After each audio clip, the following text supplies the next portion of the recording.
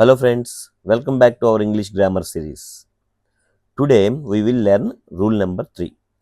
Per తర్వాత article ఎందుకు వాడకూడదు. This rule is very useful for spoken English plus exams. Meaning of per. Per అనేది Latin word meaning each. Example per day for each day, per person for each person, per hour for each hour. Articles a అన్నా an అన్నా ఒక అని meaning వస్తుంది.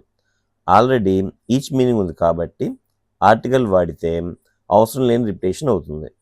Main rule, no article should follow the word per. జనరల్గా per తర్వాత ఏ noun ఉన్నా దానికి ముందు ఆర్టికల్ వాడకూడదు.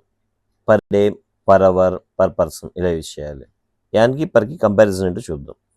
60 miles an hour, 60 miles per hour. అంతేకాని పర్ యాన్ అవర్ అనకూడదు. A month, per month. Article a or per రెండిట్లో ఏదో ఒకటి మాత్రం యూజ్ చేయాలి.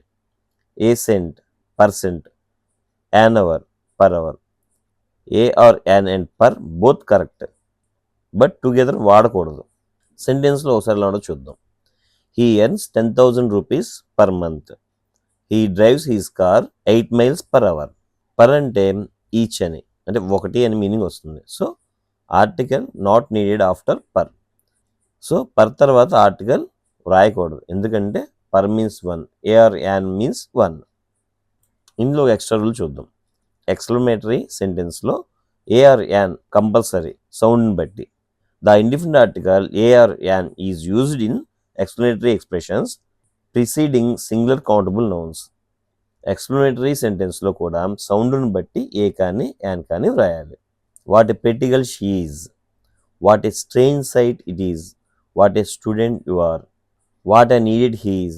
ఈ విధంగా మనం ఎక్స్ప్లెనేటరీ సెంటెన్స్లో కూడా నౌన్ వచ్చే సౌండ్ని బట్టి article a or an use చేస్తాం. So final formula per plus noun, no article. So rule number 3 clear అయింది. See you in the next class.